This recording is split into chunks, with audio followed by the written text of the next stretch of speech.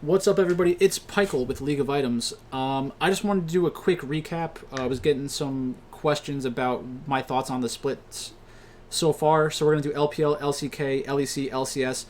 I'm not going to go deep into a lot of these teams just because, people in my Discord, we talk about it pretty often. But this will just be one spot where people can kind of tap in and kind of listen to some of my thoughts about these things. Right now, before I get into that, I want to talk about the meta. Right now, the meta is allowing junglers to be the most impactful players on the Rift, which we've seen before. I was kind of expecting it to be teams that could play Gwen and Viego to be the most important, but apparently there are other ways to kind of draft that are a little bit more just impactful in general. Like the Rumble, every single draft is basically focused on whether or not you get Rumble, and if one of the teams gets Rumble, then you want to have like Jace, Varus, Ezreal, a lot of these champions that can help deal poke damage and kind of soften them up so that the equalizer is even more impactful. And then you also have champions like Set and tank supports, which are very popular because it helps you control where the enemy team is. So like you can either make them burn flashes, you can drag them back onto an equalizer. That's why we're seeing a lot of those champions played. So if something happens to Rumble, a lot of the champions are going to change in this meta, or at least they should. Maybe they wouldn't change, but they should change. But let's just go through a lot of these teams, and I think it'll become apparent pretty quick, like which teams are benefiting from this meta the most. So these are the results from this split so far. So I'm just going to go from bottom to the top. Thundertalk Gaming. I'm not playing Thundertalk Gaming like ever. I don't like their roster. Captain is a player that a lot of people are excited about in general, but they're not on a team that's good enough to allow them to shine. So you kind of have to just like stop thinking about Captain as a very good player for now. V5, bad team. I don't want anything to do with them. Rogue Warriors, bad team. I don't want anything to do with them.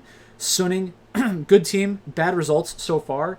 As the split moves on, I think that Suning will be in a lot of good DraftKings spots, so we'll want to use them. We'll want to use them as an underdog, and we'll want to use them in like 50-50 matchups where the money line is between plus 150, minus 150. Generally closer, but they're always live when they're in that range. Obviously. I think you know what I mean. Ultra Prime, another team that I have no interest in. Invictus Gaming, the Shy is not here right now, which kind of hurts, but overall Invictus Gaming is still a pretty good team. I think that their biggest weakness right now is their bot lane. Wink, Puff, Lucas, doesn't matter who is the AD carry or who's in the support role. That is their weakness, and a lot of other teams can exploit that, especially when the drafts are as predictable as they are, where you can just have like trade Rumble and Udyr, get Karma on one of the teams, and then, maybe you get your AD carry onto Ezreal Varus or Kog'Maw Jinx, and like that's just kind of how the game plays out. So it's just not a good spot for Invictus Gaming in this meta specifically when they don't have the Shy. When the Shy is back, I think that changes, but until we see that, we won't really know. Billy Gaming is a team that I'm just high on in general. I think that the fact they have 3/5 of V5, Bubu, Weiwei, and PP God from when they were good is okay. Zika's an upgrade over Mole. Aiming is an upgrade over SamD and Y4 and like all those other guys that were playing AD carry. So BLG does have very high upside. They're a team that I want in a lot of these matchups against other mid-tier teams. I expect them to dominate the lower teams, which doesn't really happen as often, I guess, which is part of the reason why BLG kind of makes me sad sometimes. But overall, talented roster. My issue is that top jungle and support, not great. I think that Zika is a very good mid laner. I think that Aiming is a very good AD carry. I think that Zika is held back by the coaches right now a lot, the way they draft and the way they kind of opt into this meta where a lot of the time your mid laner is more of a utility player, not really the focus of the team. But if they allow Zika to be the focal point of the team, I think that's when they'll be at their best. LGD has looked very good so far. This split, in my opinion, has played much better than most people thought they would. Garvey has looked good. Has had one or two tough games, but has looked good overall. Shadow has looked incredible. If it was just if LGD's record was based just off of Shadow's play, they'd be 2-1 or 3-0. Shie is a very good mid laner. Kramer is over the hill as an AD carry. Even on Ezreal, which is probably his best champion, he's looked really shaky so far this split. I think that they'll be fine. And maybe they can make a push for Worlds again, but it'll be more difficult this time. And then Mark is an okay player, not a great player, not a difference maker. RNG. RNG hasn't played so far this split. They'll be fine when they come back. OMG is a team that I'm not interested in at all. I just don't get excited by OMG in any way. Top Esports has a lot of weird stuff going on with their top lane situation.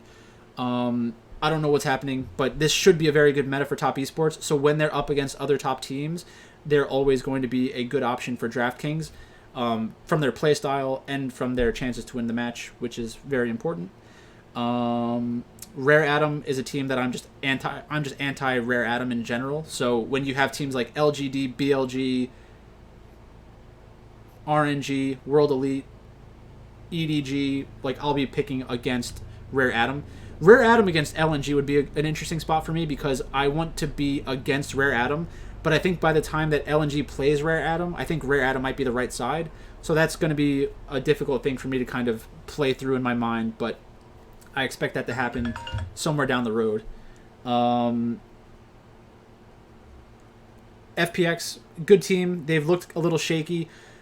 This should be a good meta for Tian, but they can't really get Tian into drafts where Lee Sin is like the best jungler left in the game. If that was the case, then they'd be even better. LWX and Crisp haven't looked great so far this split. Nalgre's had some weird spots. Doinb is amazing. So like we're still in the same spot with FPX. Nothing has fundamentally changed with them. And as it moves into a more of a late game meta, that scares me a little bit because that isn't really the meta where Doinb can shine. But we'll see how that goes, and we'll see how that changes as time goes on. We'll see where the meta is at. JDG, this is a great meta for JDG. Kanavi is probably the best jungler in the world, or one of the three best junglers in the world. Zoom, very good top laner. It's interesting because like they go towards tanks more often than a lot of other teams, which I think will put them in a good spot once the meta evolves a little bit more and we get more into a late game style. Yagao, Loken, Lumao are all pretty good players, but the team really revolves around Zoom and Kanavi, so when you're considering should I play JDG or not, it's going to come to that top and jungle spot, those matchups. Team World Elite, very good. I love Team World Elite. I think Breathe has been amazing. Beishang has been amazing. Mole allows Beishang and Breathe to be amazing because of his playstyle, and then Elk has been very good for a while now, and Missing is good enough.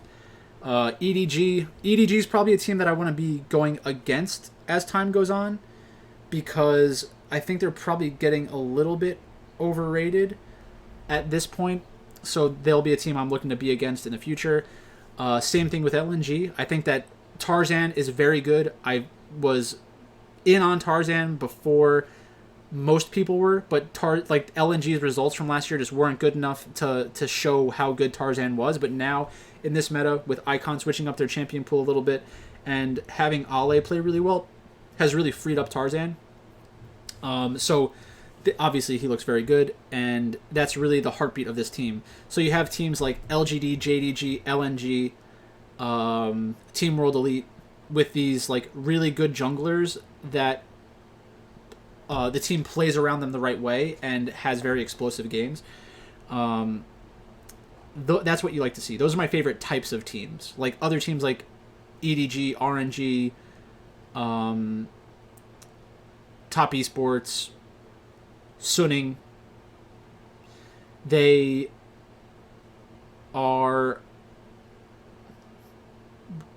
very good and they have good junglers, but they don't play around them as well. They don't let them carry the game the same way. So that's basically all I got for that. LCK, and I say this every time that I talk about the LCK, it's the teams that are good and the teams that are bad. That's all that it really is. Gen.G is a good team. T1 is a good team. Damwon Gaming is a good team. Hanwha Life, even with their 0-2 record, is a good team. And then Nongshim is like the gatekeeper for the top 5 versus everybody else. Afrika Freaks, they're not good. KT Rolster, they're not good. If you want to get a different opinion on KT Rolster, try to watch some stuff by John from the esports department. if anybody's going to make a pro KT argument, it's going to be him. Maybe he's right, maybe he's wrong. I don't like KT. Fred at Brion, Live Sandbox, DRX, those teams aren't very good. DRX, I expect them to do better than what they look like right now. So you want to be early on DRX, you want to be early on Hanwha Life. And I would say you probably want to just assume that Nongshim continues being this good because I love Peanut. Peanut's just a very good player. I know it's very simple, a very simple way to look at the LCK, but that's really kind of the reality of the situation. When Gen.G goes up against Nongshim, T1, Damwon, and Hanwha Life, the other team has a legit shot to win. When they're up against one of the bottom 5 teams, it's a no-brainer play. So that's kind of how I just determine which team I like. Is like, are they in the top 5 teams or the bottom 5 teams? You don't have to get much more complicated than that. Is it going to work out on every DFS slate? No. But can you feel good about it most of the time? Yes. And will you have a lot of good rosters and lineup constructions because of that thought process? Yes. So sometimes it's just easier to focus on that than getting into like the granular details, which is just matchup dependent stuff. In the LEC, again, this is going to be relatively fast. I do more in-depth breakdowns on the actual matches with the Infinity Edge podcast brought to you by the esportsdepartment.com. So in the LEC, Misfits, I love the Misfits. I'm always high on the Misfits.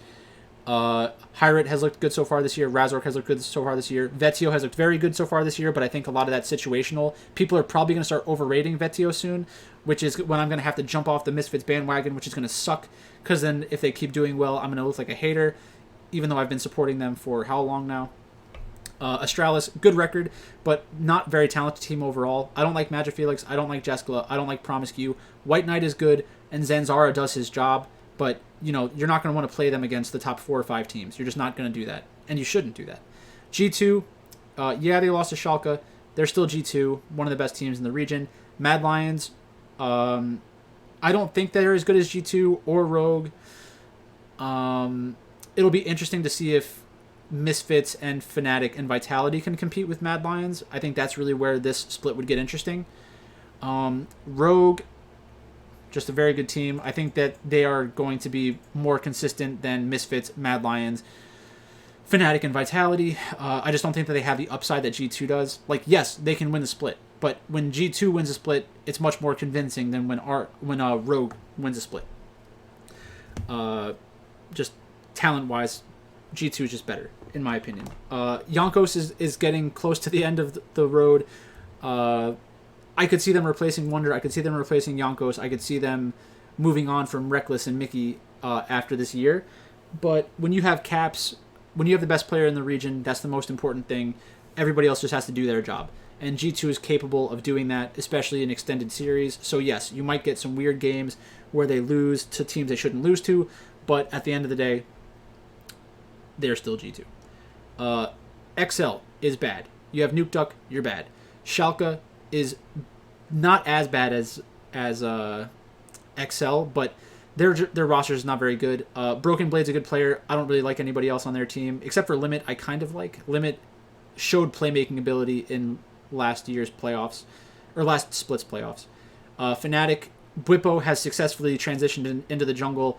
There's going to be a lot of great DraftKings games with Fnatic, and you will want to have exposure to Fnatic on basically every single slate.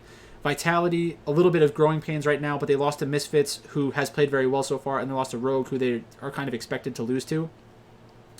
But they're going to be pretty good this split. I don't have any issues with that. And then SK Gaming sucks, and they got rid of Tanks, so they deserve to lose.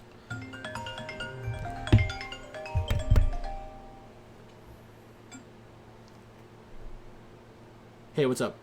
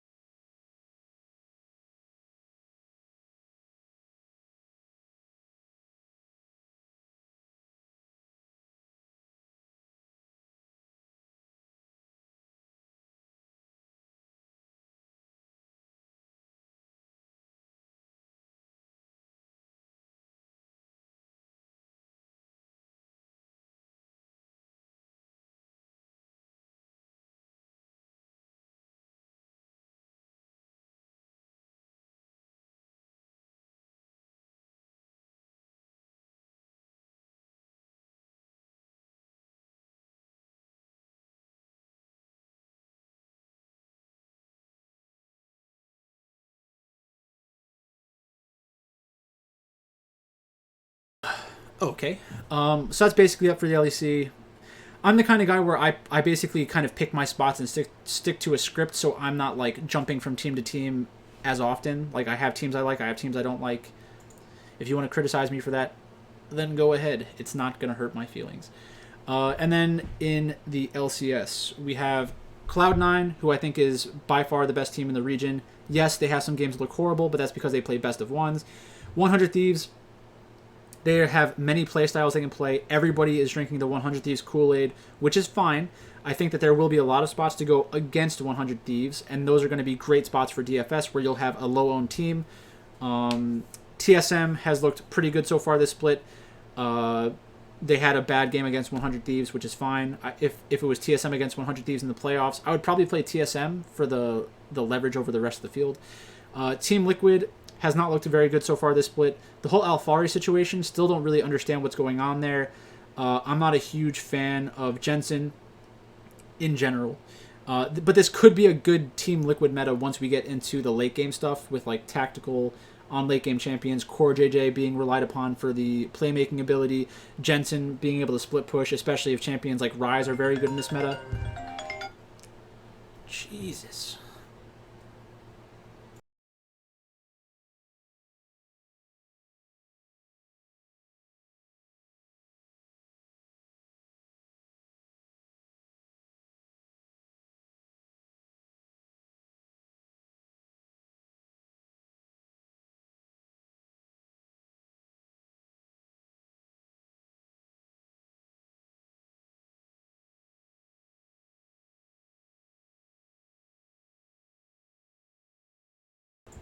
All right.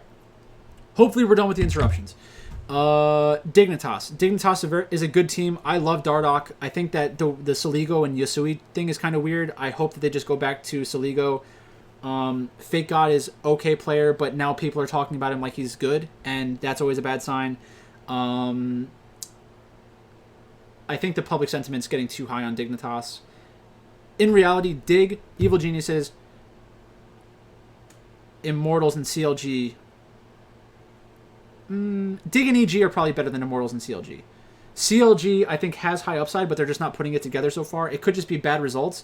I still think that CLG is going to pull off some like shocking wins and be somewhat relevant. I don't know if they can sneak into the playoffs or not.